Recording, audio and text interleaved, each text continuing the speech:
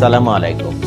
আমি professor Maruf Siddiqui, chief consultant, Dhaka fertility centre ও secretary general, fertility and sterility society of Bangladesh, FSSB। প্রতি বছরের মতো আগামী 25শে জুলাই শনিবার পালিত হবে ওয়ার্ল্ড IVF ডে। জিনিসটি কি? 1978 সালের এই দিনে বিশ্বের প্রথম টেস্ট টিউব শিশু লুইস ব্রাউনের জন্ম হয়।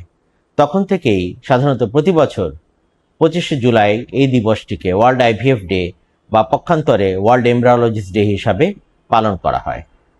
এই দিবসের উদ্দেশ্য কি?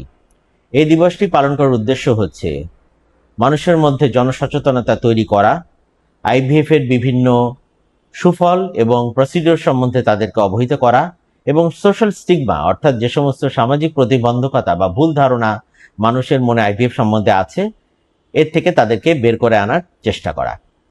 2026 সালের ওয়ার্ল্ড IVF ডে এর থিম হচ্ছে creating hope, advancing fertility and transforming lives, অর্থাৎ চিকিৎসক, সায়েন্টিস্ট এবং এমব্রায়োলজিস্টরা সমন্বিত উদ্যোগ নিবে যাতে করে তারা মানুষের মনে, নিঃসন্তান দম্পতিদের মনে আশার সঞ্চার করতে পারে, ফার্টিলিটি ট্রিটমেন্টের বিভিন্ন অগ্রসর প্রসিডিওর সম্বন্ধে তাদেরকে অবহিত করতে পারে এবং মানুষের জীবন পরিবর্তনে একটি ভূমিকা রাখতে পারে।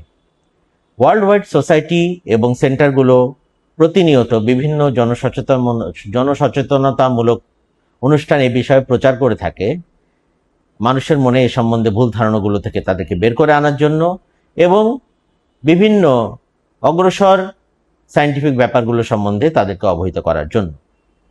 একই সাথে বিজ্ঞানী, scientist, researchers, doctors, specialist, embryologist যাদের সমন্বিত উদ্যোগে IVF দিনে দিনে অগ্রসর হচ্ছে তাদের সবাইকে সম্মান জানানোর জন্য এই দিনটা উদযাপন করা হয়।